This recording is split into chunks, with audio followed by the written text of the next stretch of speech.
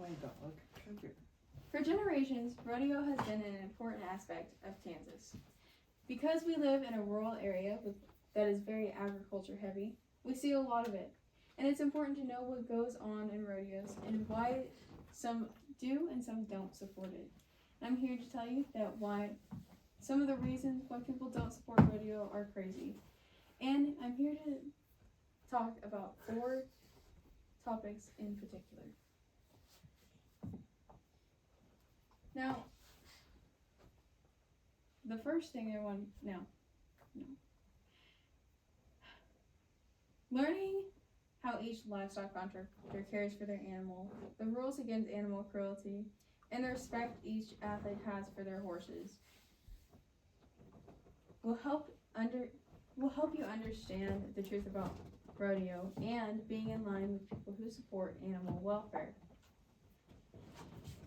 Knowing all those things are important and part of what explains what makes rodeo right and safe for animals. Now, to begin, understanding the difference between animal welfare and animal rights is important because animal welfare believes that we should treat each animal with human decency and provide it with proper diet, shelter, and care. Whereas animal rights believes that no animal should be touched, used, kept, or used for food, used for their hide, or used for testing, even if it benefits the animal. In the article, Animal Welfare in Rodeo, Western Justice defines the difference between this, like I am telling you in my speech. When people understand rodeo athletes' values for the livestock used in rodeo, they don't worry about animal mistreatment.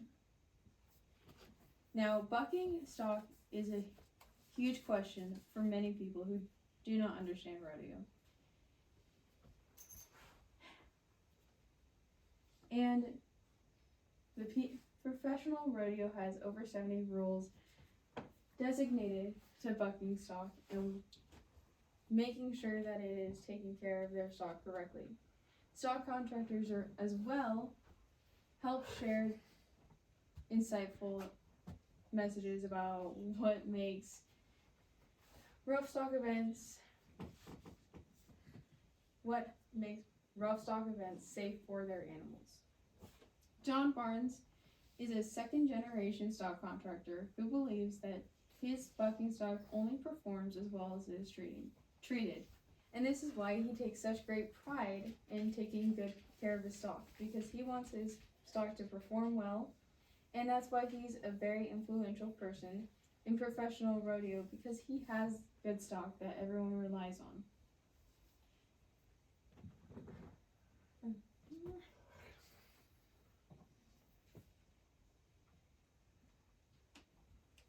Another concern that people have with rough stock events is their mode of transportation.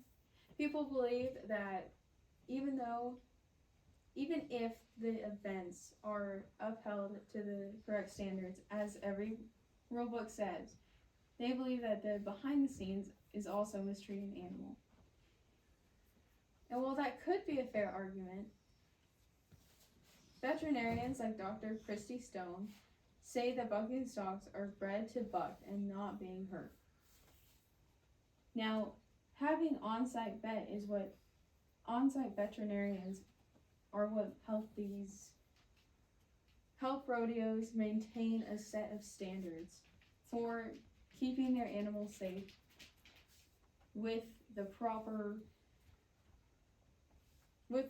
care and keeping within that animal welfare agreement. Aside from bucking stock, the horses used also have their own set of rules. In roping events and timed events such as barrel racing,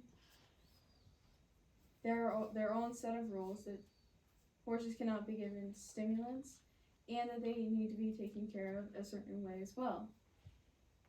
The other thing that people don't understand is that Rodeo athletes have a certain level of respect and care and attachment to their horses because, just like John Barnes said, they only perform as well as they are treated.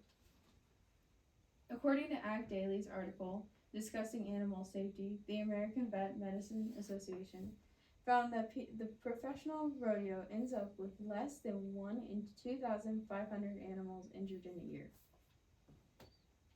which is a very small number considering all of the rodeos and all of the horses involved.